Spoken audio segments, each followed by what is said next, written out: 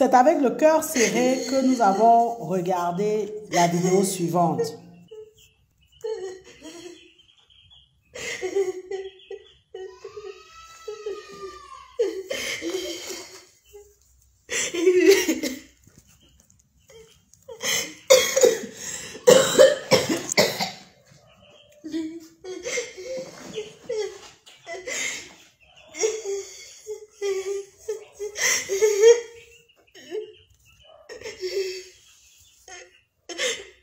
Qu'est-ce qui n'a pas marché?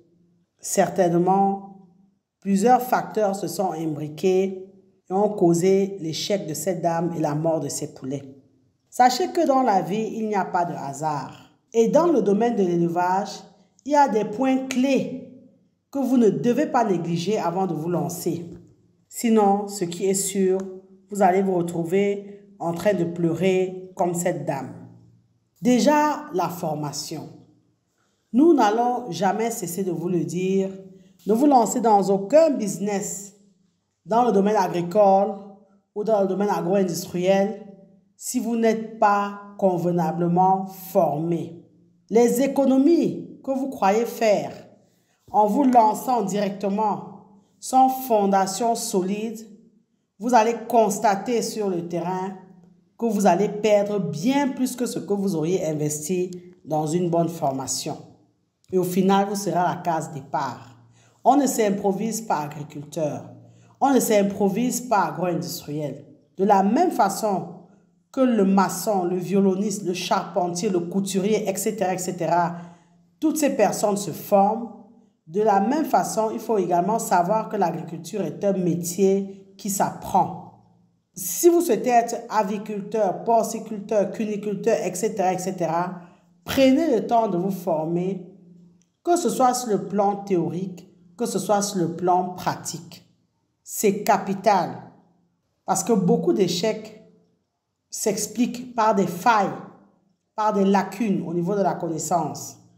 Le deuxième point que vous ne devez pas négliger, surtout si vous êtes novice, c'est comment est-ce que vous financez votre projet. Le financement de votre projet également est un point très important. Si vous démarrez dans le domaine agricole, si vous démarrez dans le domaine de l'élevage, nous vous le dirons toujours, ne vous endettez pas pour vous lancer. Ne lancez pas votre projet en le finançant par des prêts, par des dettes.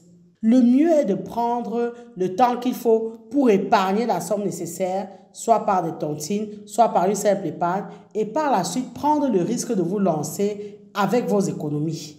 Et ceci est encore plus valable si vous vous lancez sans aucune formation. Parce que vous prenez des risques. Et le mieux, c'est de prendre les risques avec son propre argent. Parce que si vous prêtez de l'argent, vous vous lancez et vous vous retrouvez à avoir des pertes comme cette dame, mais vous êtes dans un cycle de difficultés inextricable ou alors difficilement, vous allez pouvoir vous en sortir. Par contre, par la suite, quand vous allez maîtriser votre processus de production, et quand vous allez souhaiter faire évoluer votre projet, là, vous pouvez prendre des risques en prêtant de l'argent. Là, vous pouvez effectivement vous endetter parce que vous avez réduit le risque de perdre.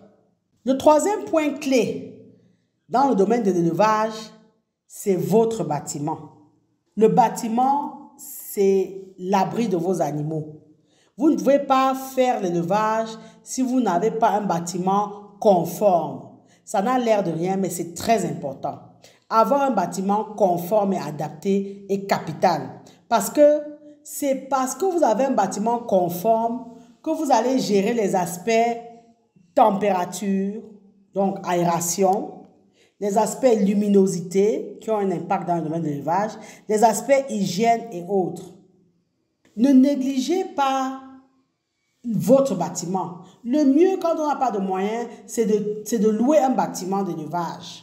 Si vous n'avez pas les moyens de construire un bâtiment conforme, le mieux c'est de prendre le temps de chercher un bâtiment à louer. Un bâtiment conforme. Il y a beaucoup d'éleveurs qui ont abandonné l'activité et qui louent leur bâtiment à de nouveaux éleveurs. Parce qu'un bâtiment adapté va vous permettre de gérer effectivement toute la partie aération. Donc, si vous êtes un jeune éleveur il faut être conscient que même un défaut d'aération de votre bâtiment peut vous mener à la catastrophe. Si votre bâtiment n'est pas bien aéré, contient par exemple du monoxyde de carbone, n'a pas assez d'oxygène, n'est pas assez ventilé, ça, vous allez payer le prix. Ça n'a l'air de rien, mais c'est important. On l'a vu avec les porciculteurs. Des porciculteurs qui, faute de formation, ne savaient pas que le porc ne régule pas sa température. Ça, on l'apprend en formation. Nous avons une formation dans le domaine de l'élevage de porc. On apprend à nos apprenants cette partie-là. Le porc ne régulant pas sa température, vous vous doutez que les températures très élevées sont nocives. Vous allez voir que son corps va chauffer avec le gras qu'il y a, le corps chauffe. Et c'est pourquoi vous allez voir que le porc se roule énormément dans de l'eau ou dans la boue. Il ne se roule pas dans la boue parce qu'il a envie de se rouler dans la boue parce qu'il est sale, mais parce qu'il veut réguler sa température corporelle en rafraîchissant un peu son organisme. Et ça, vous l'apprenez en formation. Il y a des bâtiments non aérés, vous avez des animaux qui meurent.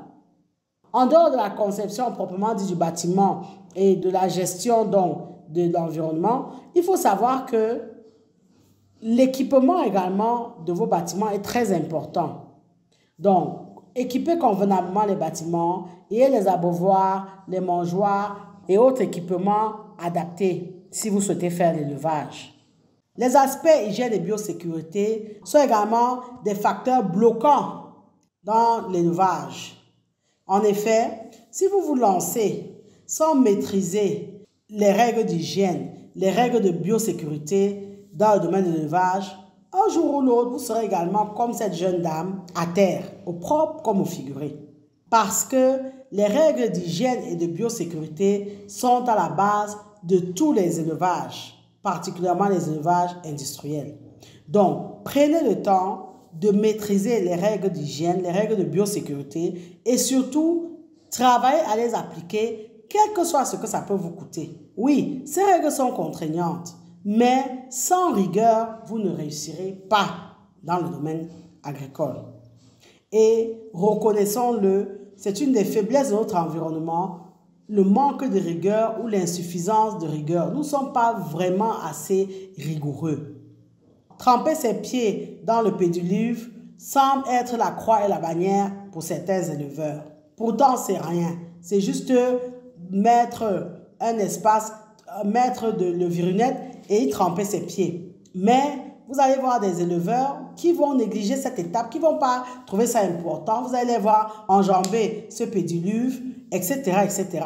Même se laver les mains. Se laver les mains, même dans la vie, doit être un réflexe. Et encore plus quand vous êtes éleveur, vous êtes amené à gérer les animaux. Mais hélas, ce sont des choses insignifiantes, mais in fine, qui peuvent avoir un impact significatif dans votre business.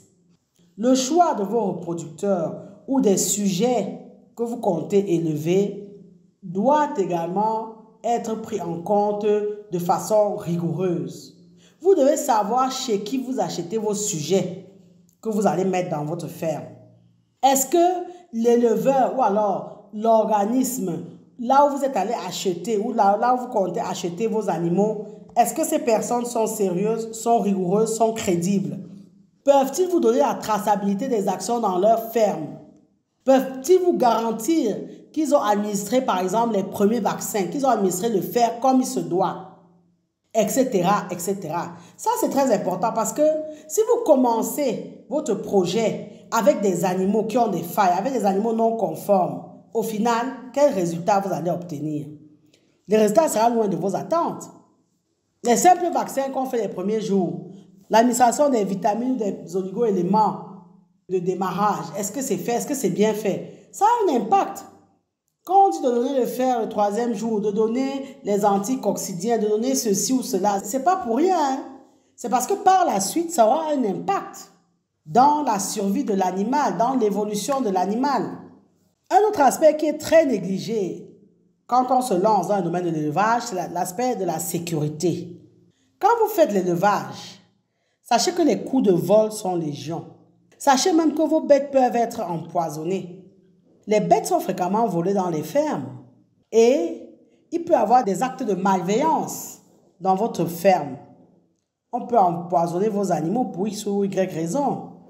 Donc, il faut toujours penser à sécuriser votre investissement.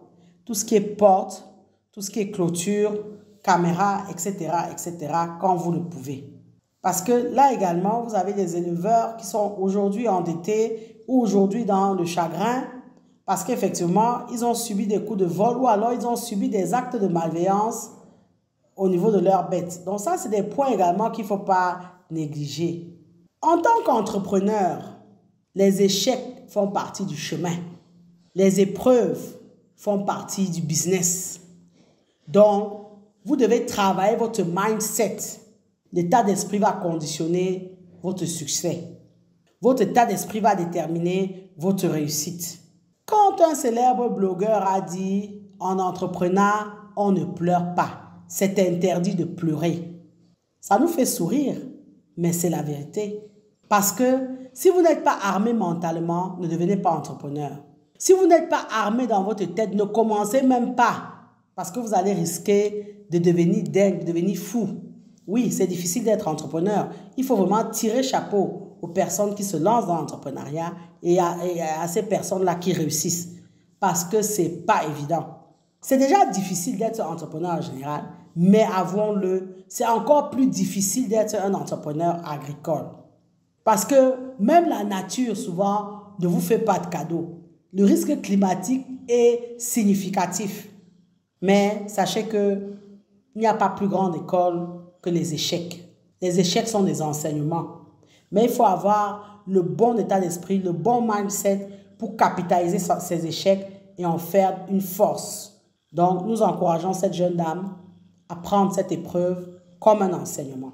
Et pour vous qui nous regardez et qui souhaitez vous lancer dans le domaine de l'élevage, prenez en compte les points dont nous venons de vous parler et vraiment travaillez-les. Formez-vous, misez moins en termes de dettes. C'est encore mieux de prendre 1 an, 2 ans pour faire l'épargne.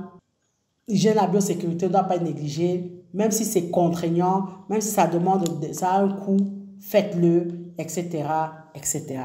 Merci de liker, partager et commenter la vidéo si vous pensez qu'elle vous a été utile. Abonnez-vous à Grid TV Web et activez la cloche de notification pour ne pas manquer nos prochaines publications. Et rappelez-vous toujours que savoir est le point de départ, mais c'est agir qui fait et qui fera toujours toute la différence. Maintenant que vous savez, place à l'action.